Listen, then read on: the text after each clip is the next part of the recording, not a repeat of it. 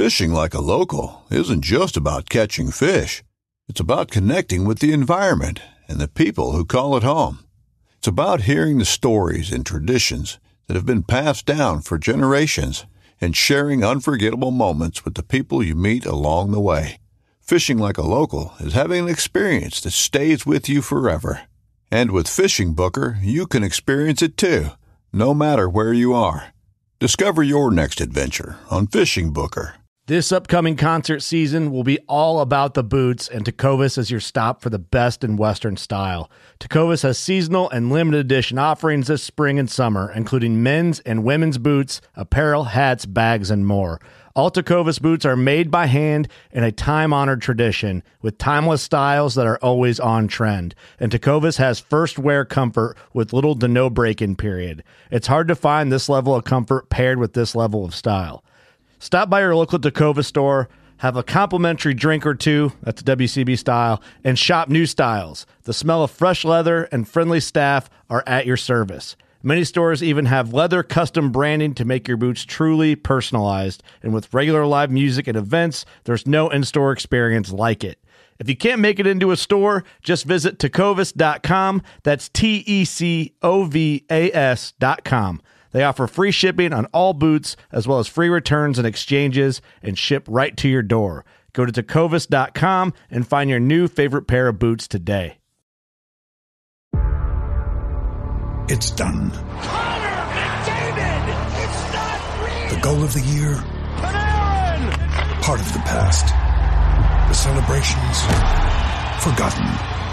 The history, Vegas Golden Knights! history. We're back to a blank slate. Clean ice. All that matters now is what happens next. The Stanley Cup playoffs. Eastern Conference Final begins Wednesday.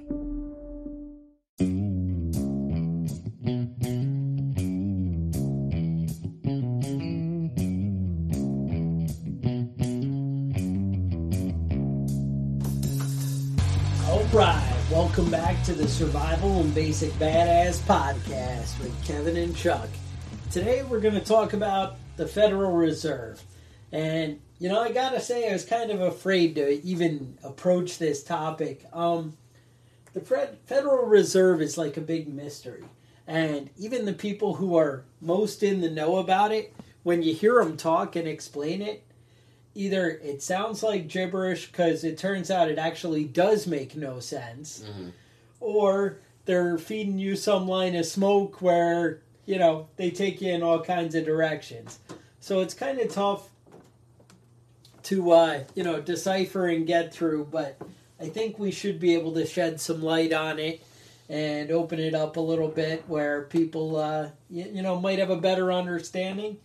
And I gotta say, after I put all this research into it, I feel like voting and politicians have a lot less effect on our lives than maybe the Federal Reserve does, and we'll see. What are your thoughts, Kevin? Well, yeah, the Federal Reserve is pretty complex if you really want to get down to exactly what's going on. I don't know, in half hour or 45 minutes, however long we go with the show, that we're actually going to get any deeper understanding than what you probably got from grade school. But at least we're not as unbiased as your big pillars, right? There's a big, impressive building. Yeah, it's big. And then they're in a bunch of states. There's marble. There's a bunch of them. They're all over the place. That's right. All right? Now, one of the big questions I always hear people talk about is who owns the Federal Reserve? Who does own the Federal Reserve? Well, it's not the federal government. They don't own the Federal Reserve. All right. Who does own the Federal Reserve is private banks. Now, this is from the Federal Reserve website? No. On the Federal Reserve website, they say nobody owns the Federal Reserve. Nobody owns the Federal Reserve. Mm-hmm. Okay. But if you own a private bank, you can own shares of it. Okay. However many shares people own, we don't know. Okay. Good to know. All right, so let's get started with a little bit of the history of the Federal Reserve. All right, you have some insight, or is that me? No, go ahead. Oh, I get to take this on. Mm-hmm. All right, so basically, I think the whole controlling money and banker thing kind of goes back to really the Rothschilds. There was Mayor, hang on, I'm going to get it. Mayor Armshell, and then later Armshell Rothschild, who basically had a bank in Germany, and his symbol was a eagle with a red shield, and so German red shield is Rothschild, and that's where that comes from. And later, when he had 5 sons, he his symbol has 5 arrows in the eagle's talon, and that's kind of where their like family crest comes from. Whatever.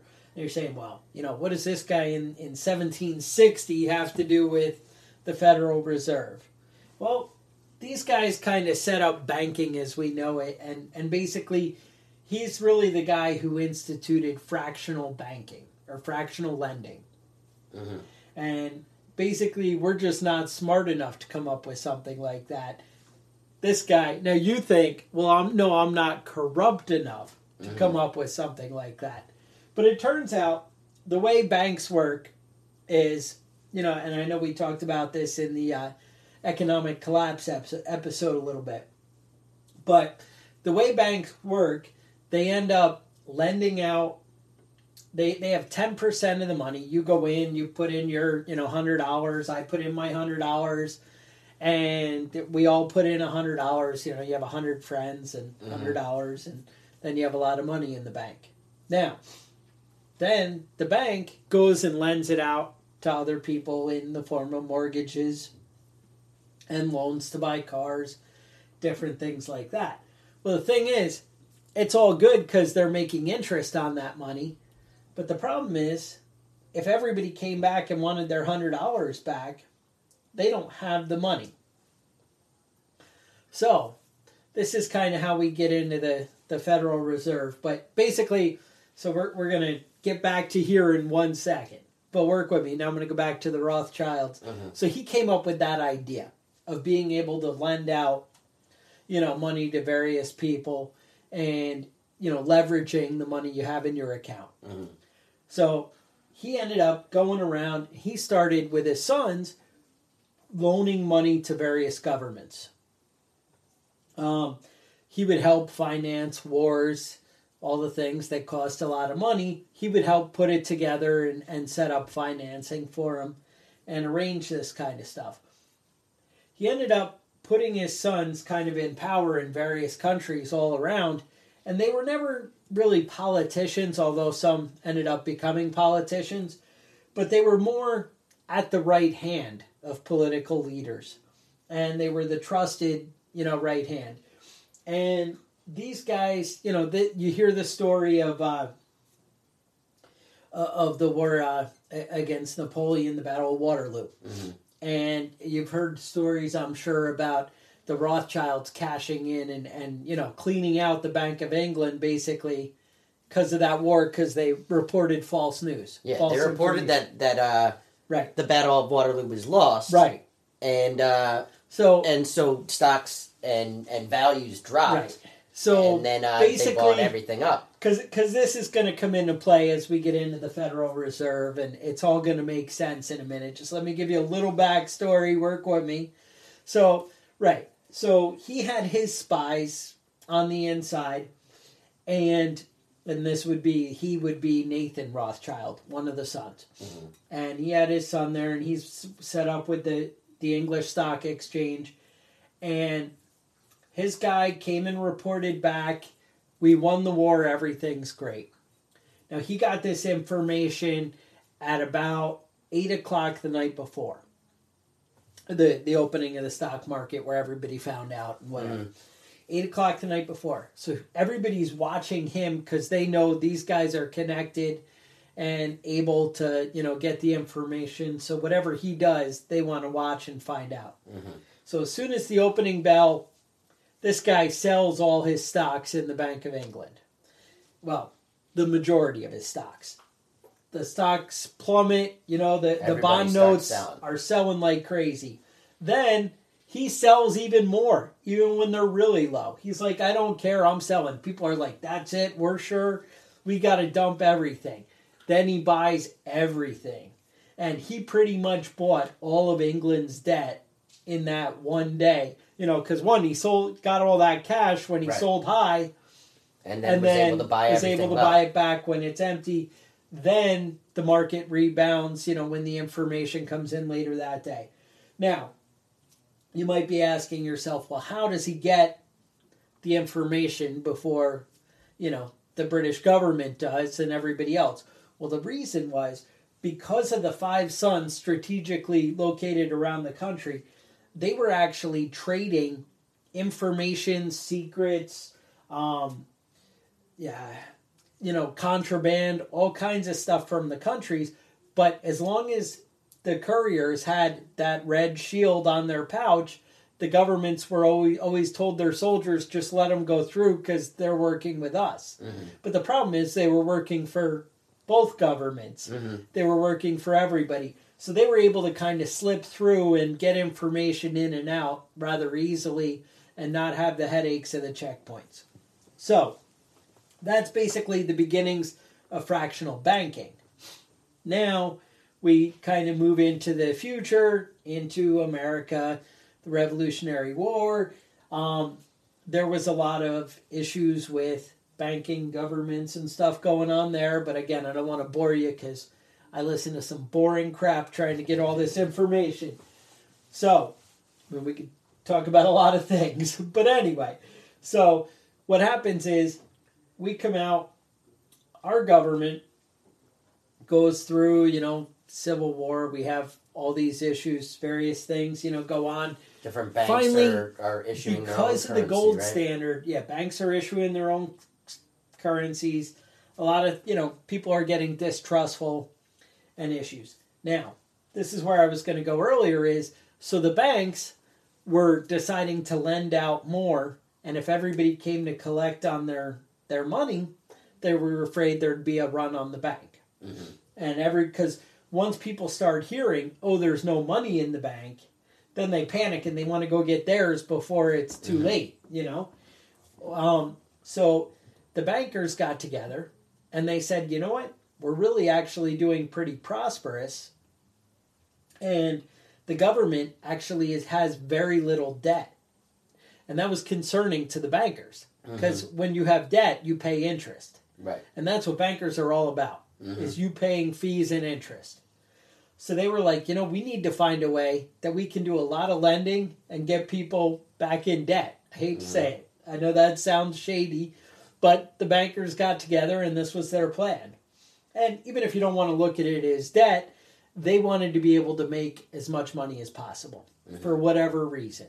Whether you believe it's to kind of keep people in debt, right? But that's why you get into banking.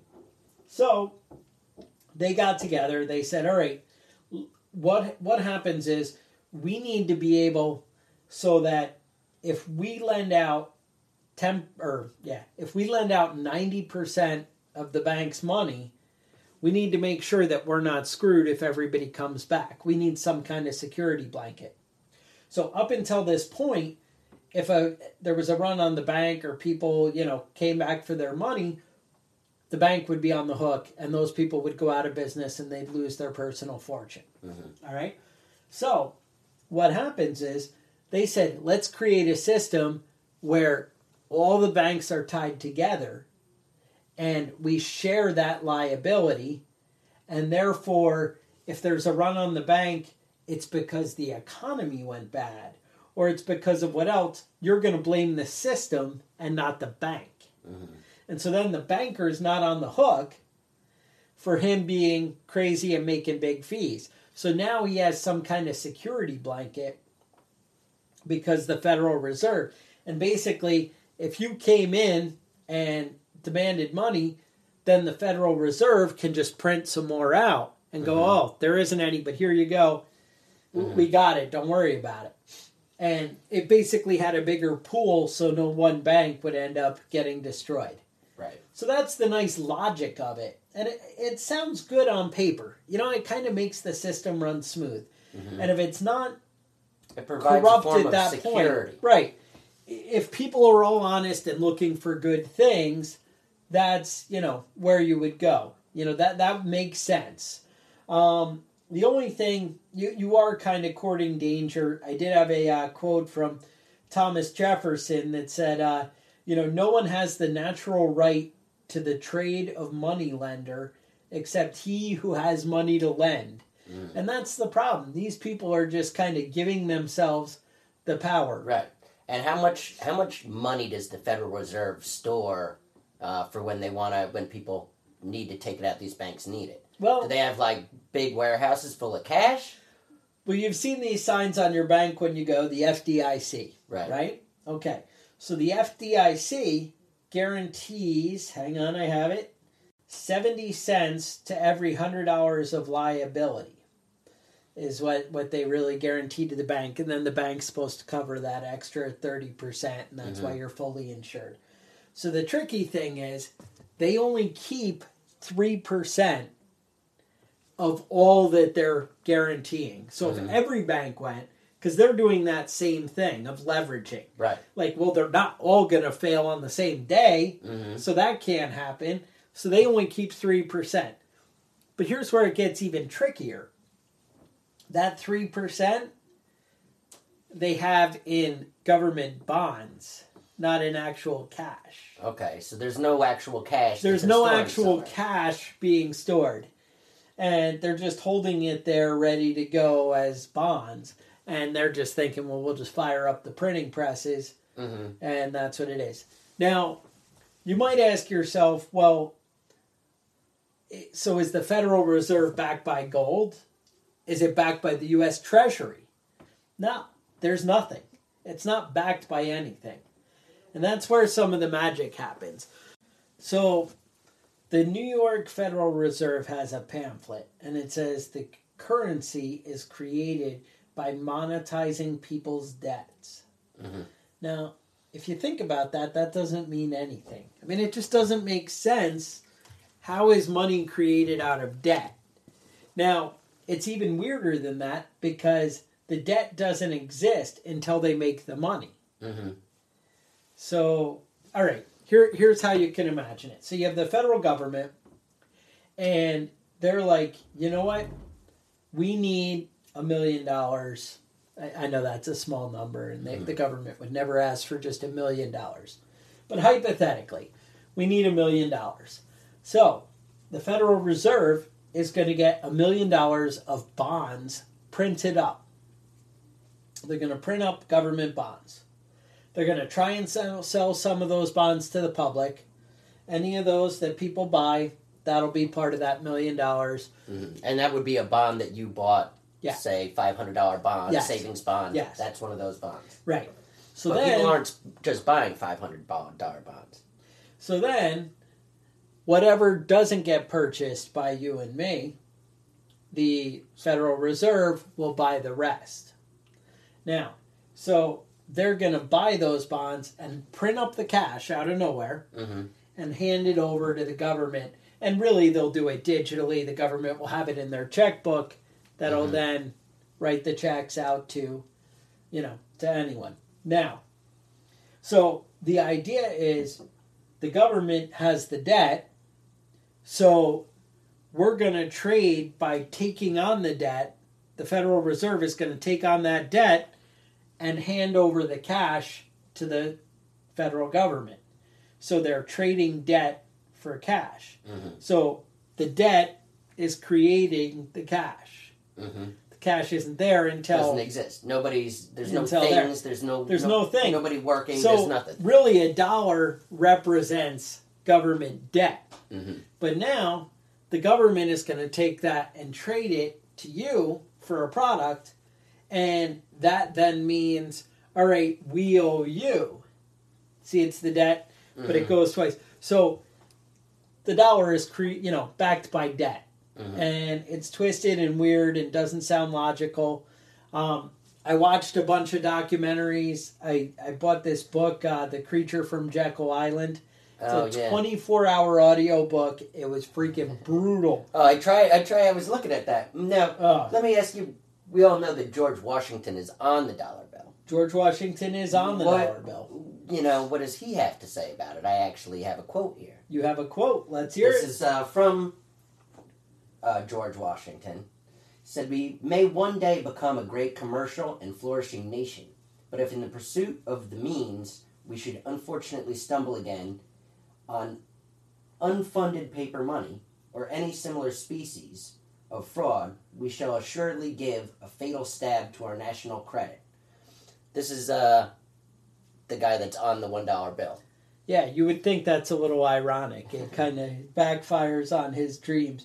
Well, the basic logic is when government or when money comes from the government, it's distributed by the government, and then it expands the government. And it just kind of goes as this endless cycle where it's all government corruption. You know, it really...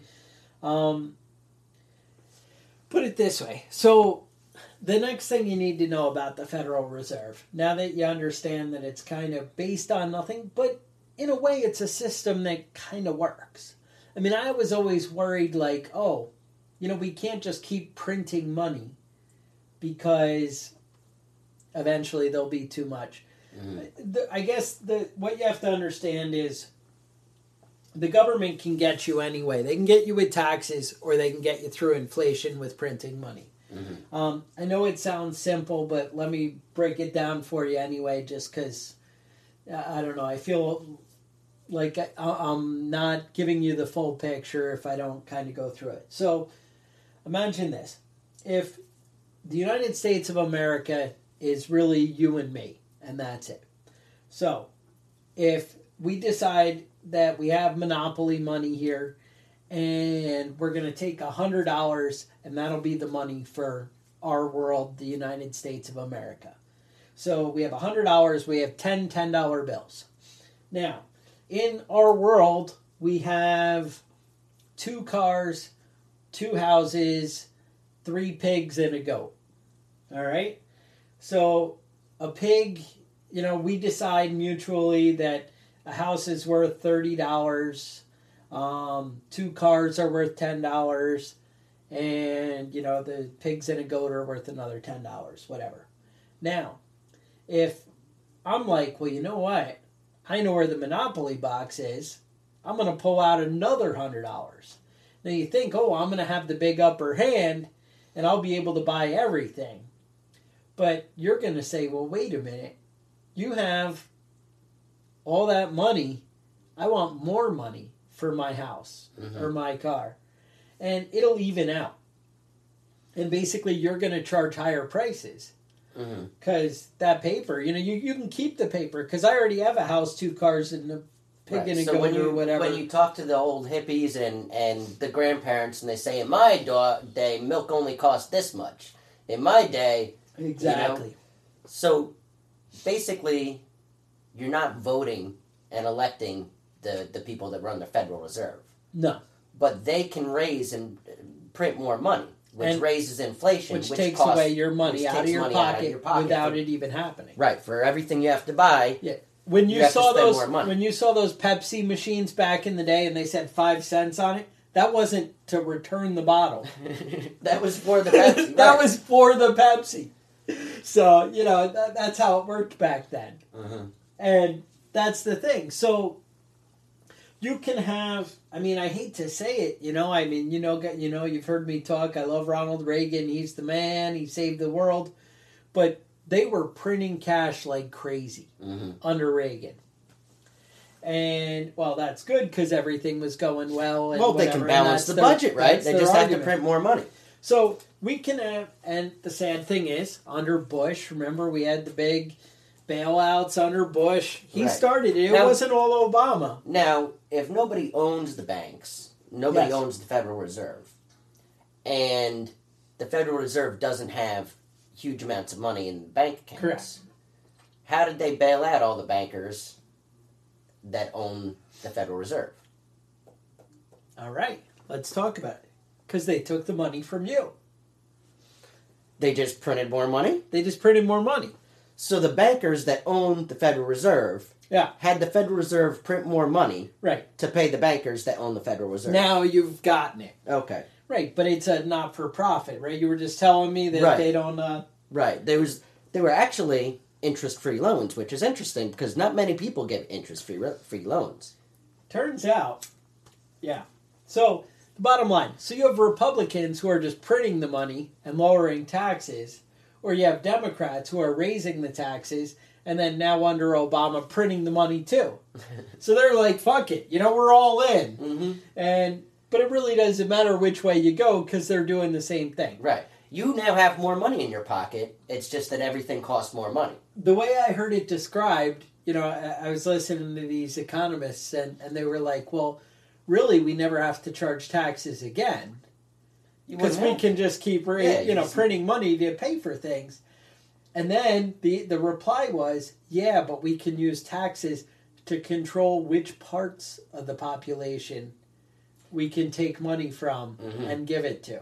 Well, I have a quote from one of the Rothschilds talking about that specifically. He says, give me control of a nation's money supply, and I care not who makes the laws. Because when you vote, it doesn't matter. No. Because your taxes are going to go up, or the value of your property is going to go up, or the value of everybody else's property is going to go up. So it doesn't matter where the money comes from, they're going to get theirs. Right. Now, here's where it gets even cooler. All right? These guys are so slick. They're always, they don't miss a trick. Mm-hmm. So what they did is, basically they monetize debt, right? That's what I told you and I explained, or they print out bonds and whatever. Right. So the government takes that liability.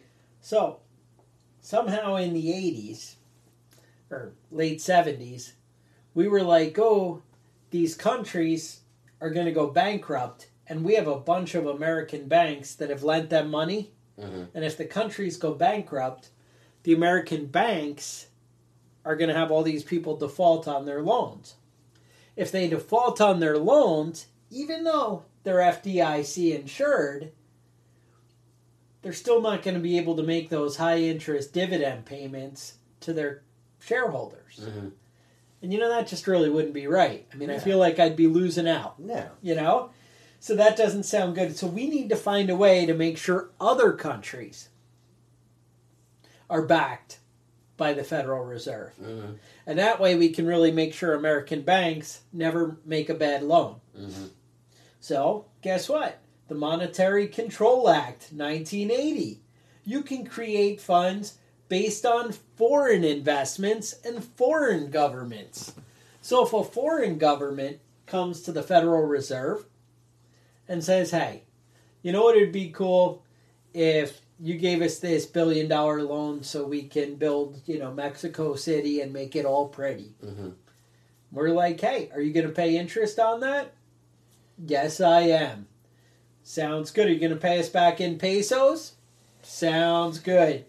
All right, because we're going to, you know what? I don't really trust the peso, but what I'm going to do is I'm going to get the U.S. government, which really means the U.S. taxpayer, to guarantee the loan. Mm-hmm. This will work out perfect. So the U.S. taxpayer is on the hook for the Mexican government taking $1 billion loan from you. Mm-hmm. So if they don't pay back, they don't have to worry about a loss. They don't have to worry about it because the taxpayers we're insuring it. Now, then it expands. So the Federal Reserve was like, well, we're good, but you know what would be cooler if we got together in New Hampshire and we put together the World Bank and the IMF. Wouldn't those be great organizations? Then we could lend to everybody. And here's what we do. It wouldn't be right if the American taxpayer was on the hook for all that. Because that's just not right. Mm-hmm. We got to spread the love around. So what we're going to do is we're going to take all the UN nations. And we're going to get them to all put in a little bit. And, America's got to put in like 40%. Right. But then the other people put in some of the rest. Uh-huh. Now, it turns out some of the other countries that put in their share, nobody else wants their money. Oh, okay. They're not putting in U.S. dollars. They're putting in, the Zimbabwe, $1 trillion bill. They're putting those in. They're like, we'll send this. We'll send you a couple of trillion Zimbabwe dollars and you can buy a loaf of bread with it. So it turns out it's like 40% American dollars and then the rest of it, don't even worry. We'll just hold it in the safe, and then so we'll use whatever money people will take. Yeah. So it's not really all America paying for it, but it is. But it is. Because nobody wants yen. So there's a lot of that shit going on. But you know what? The real time when you make money is when you're at war. And you kind of need an enemy. You kind of need bad guys to, mess with. And, it doesn't even matter if we actually go to war. We just have to be afraid of war. Right. So we have to be spending money like crazy. Because, we could loan people shit all over the place. Right. Well, we've got drones. But now Russia has drones, so we have to have better drones. Better drones. So, that's the kind of thing we get with the Federal Reserve. Let me see. I have some other good notes for you. Well, here's a quote from Henry Ford. He's the Makes Model cars. T guy. Yeah. Hey. Dude started Ford Company. Said, it's well enough that people of the nation do not understand our banking and monetary system. For if they did, I believe there would be a revolution before tomorrow morning.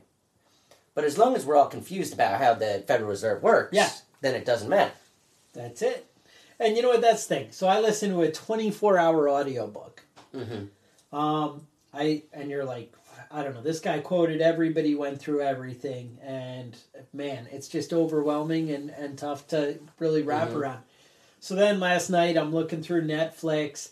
There's some movie on the Federal Reserve, and it's a documentary, an hour and a half.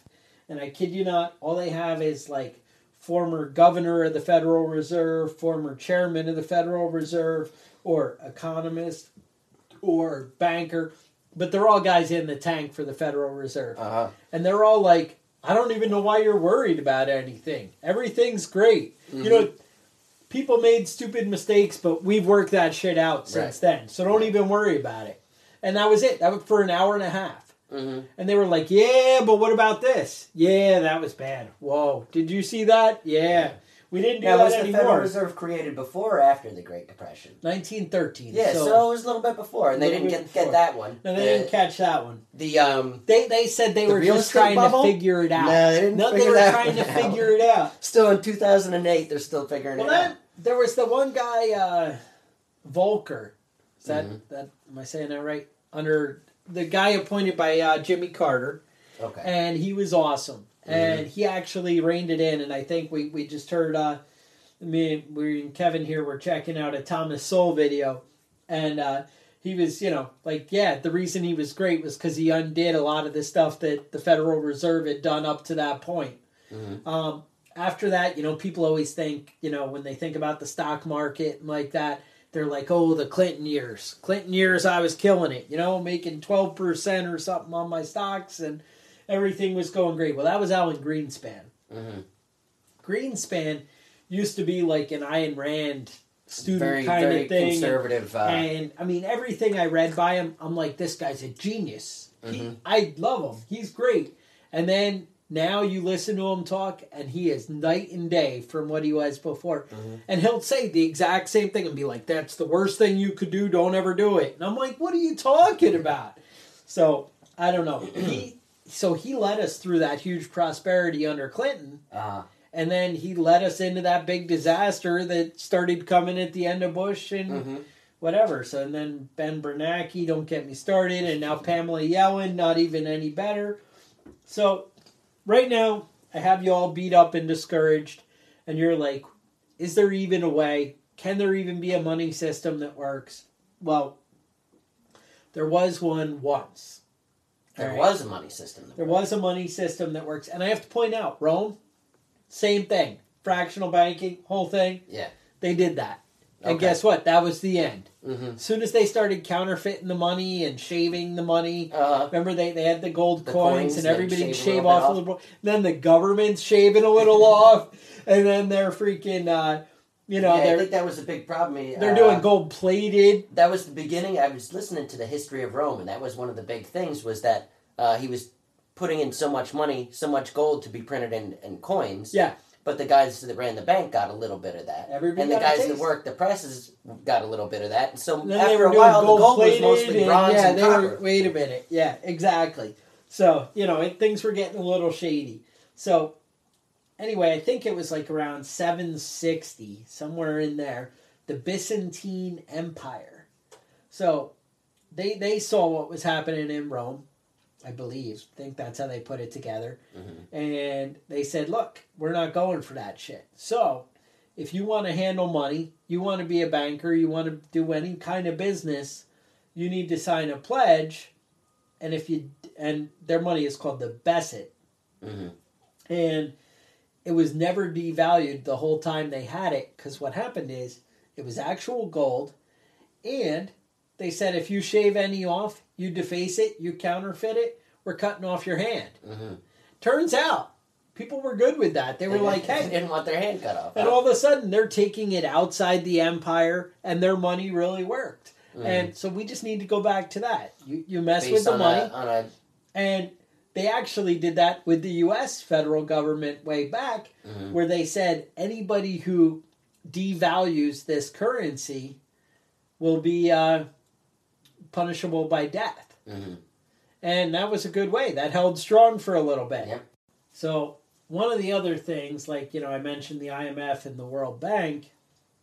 So the idea is they're like, well, we don't mind lending out all this money. One, they were said... one of the guys, I don't remember the name, and it really doesn't matter. The point is, this is the mindset. But basically, as long as it's backed by the U.S. federal government, they love loaning to governments because they never pay the debt back. They just pay interest forever. Mm. And as bankrupts throughout history, it happens over and over and over and over again. But as they get to the point where it's too overwhelming and they can't pay it back, the Federal Reserve or the IMF or the World Bank or whoever are like, whoa, don't worry about this. This is okay. Then they go put the American taxpayer on the hook. They get the federal government to guarantee it. They charge the government a higher tax rate, a higher interest rate. Mm-hmm. And they'll refinance them with another loan that's way bigger. So they're going to have money for a while to pay it back. Mm-hmm. So everything will be good for a couple of years. And it doesn't matter because now, even though it wasn't guaranteed by the U.S. taxpayer before, they got your back. So, maybe I'm going to lower that interest rate a little bit and it's all good. Now, there's other craziness that got us in trouble early on. And I guess they said this was a big thing that led to the real estate market crash in 2008, was that they could loan if everything is FDIC insured, or it's not really FDIC. There's another one. They have one for mortgages, mm-hmm. and it has a different name, whatever, but it's insured by the federal government, your mortgages. So, bottom line, if a banker gives you a good loan, it's insured. And if they give somebody a shitty loan, it's insured. So if you don't really make that much money, I'm worried you can't pay it. You kind of did some shitty things in the past. You didn't mm-hmm. usually pay your loans. But the cool thing here, I can charge you with your shady past 9% interest, whereas the nice guy with the good credit, I can charge him 3%. Mm-hmm. Well, both are guaranteed by the federal government. Can you guess which one I want to make? Because I'm going to freaking get 8.5% or 9% from you. Bad loans are bad loans are the way to go because they're good business. Because I can make a ton more money and I'm not going to lose. Mm-hmm. And the bottom line, I hate to be the negative Nelly, but the government doesn't want to lose. Mm-hmm. And that's pretty much the trick. Is you got to look out for yourself. Now, I don't want you to go get all discouraged, get all New World Order, although if you look into the World Bank and the IMF and the way they can control countries, manipulate things, they're happy to give money to dictators because dictators just want to live fat on the hog. Mm-hmm. And then now all of a sudden when they have these huge loans to the World Bank, they kind of start to fall into line and they're able to be controlled a little bit more. Mm-hmm. You're thinking, oh, well, they'll just say, fuck you to the World Bank and I'm not going to pay you back. I'm a dictator. Well, that sounds cool, except when they have 20 other countries who owe them a ton of money and they're like, if you take out that dictator over here, then, then I'll help you out. So, bottom line, he who controls the money wins, something like that. That's how it works out. So, you got to look out for yourself. You got to live the life you want to live. And you got to just be prepared to feed your family, to take care of yourself. Because if you prepare and you're not desperate, that's how the government gets you to do what they want. Is when you're hungry, when you need to take care of your family, when you need to provide. So don't get caught in that desperate position, Make sure you're ready, that you can take care of yourself and you don't need things from other people. And that's what survival, prepping, being a badass really is. And that's how I wanted to tie that together. I think that that's really where we're coming from. That said, check us out on Facebook, preppingbadass.com. Check out our YouTube channel. And, if you like what you guys are hearing, either shoot us an email, give us some encouragement. Maybe head over to the iTunes, leave a review. Or maybe you want to go on Patreon and give us some of those worthless dollars, because you don't need them anyway.